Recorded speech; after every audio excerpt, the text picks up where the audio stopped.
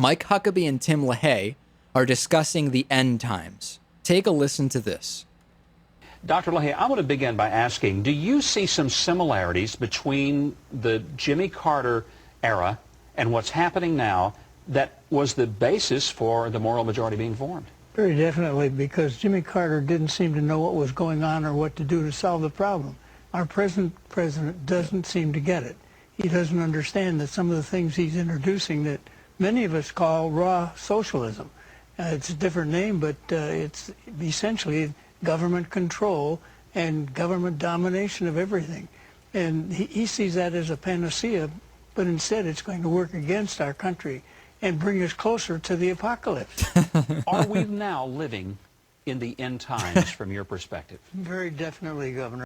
We've had these Cataclysm guys on our show before. We've had a lot of them. Mm-hmm. What makes me sick about this is referring to him as Dr. LaHaye.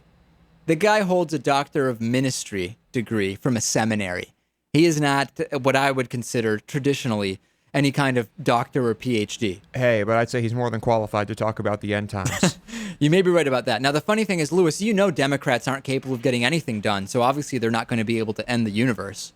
Right. Obviously, it's going to take Republicans getting back in power to successfully execute the coming of the apocalypse. I guess so. According to his wiki, this guy, Dr. LaHaye, is best known for the Left Behind series of apocalyptic fiction. So is it fiction or reality?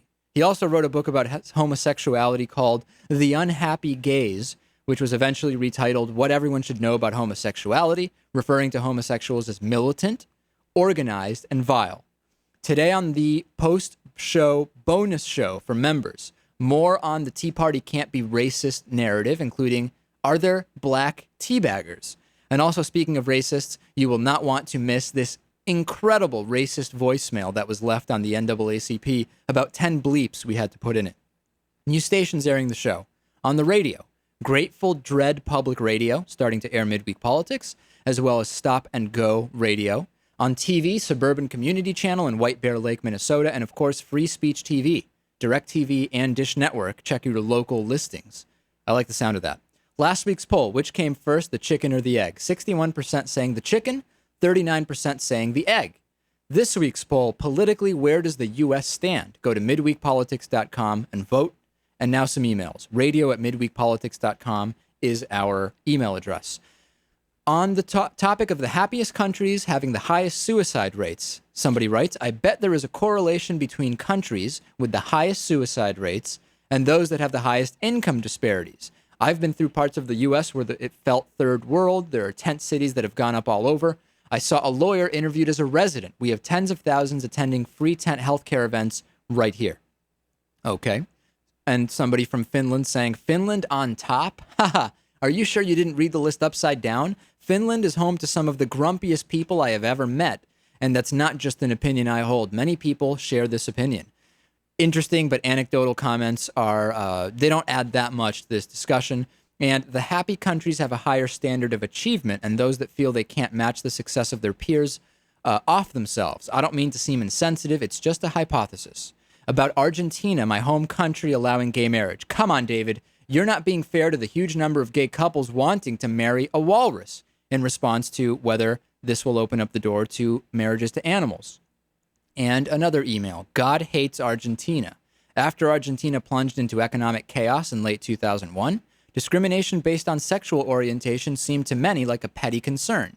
They turned the country over to the perverts, lock, stock, and barrel, and it will not go well for them. Think Sodom and Gomorrah. And I went to school with a kid from Argentina. Everybody wanted to punch him.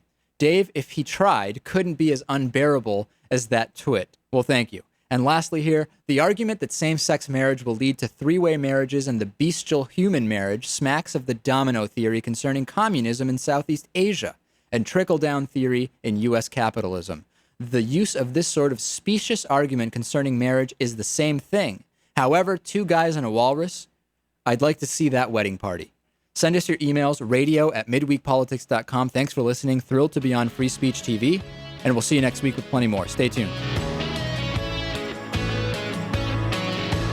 You've been listening to Midweek Politics with Dave Pakman.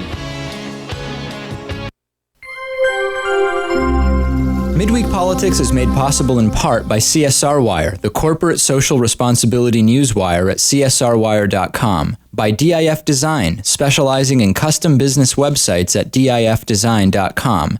To find out more about underwriting Midweek Politics, visit midweekpolitics.com.